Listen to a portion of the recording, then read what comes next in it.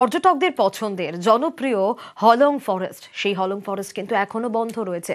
কারণ গত শনিবার 5 তারিখে সেই ছবিটা যদি আরো একবার আপনাদের দেখাই, তাহলে আপনারা দেখতে পাবেন যে 5ই অক্টোবরের সেই ছবি। জলদাপাড়া হলংয়ে জলের তোড়ে হলং নদীর সেতু কিভাবে ভেঙে গিয়েছিল।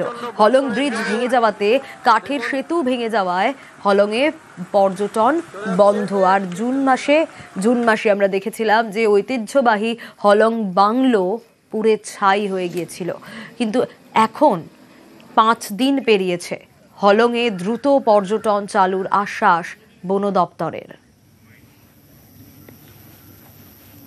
এবারে গিয়ে আমি অবশ্যই কথা বলবো যাতে দুটো দপ্তরের টানাপোড়েন না থাকে, সেই দিকটা আমি ভাবছি।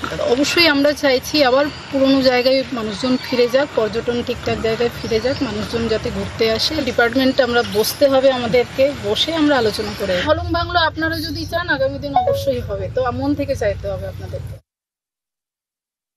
মাদারিহাট আপনার গেট থেকে এবং হলং গেট অফ যে সেকেন্ড ব্রিজ যায়, ওটা 25 মিটার স্প্যানের bridge. There is a severe damage to that bridge. নিচের পোল চলে গেল, সব লেবার লাগিয়ে এবং যা মিস্ত্রি লাগিয়ে আমরা ওদেরকে একটু তুলে তারপরে অ্যাগেন ফিটিং করতে হবে, because of safety of tourist. Because কেন কি প্রচুর গাড়ি যাবে ওখান থেকে। গভর্নমেন্টের কাছে করজোড়ে নিবেদন করব যেন এটা পরবর্তী সময়ে একটা স্থায়ী সেতু রূপে আমরা স্থানীয় বাসিন্দা হিসাবে দেখতে পারি। এটাই গভর্নমেন্টের কাছে আমাদের করজোড়ে নিবেদন।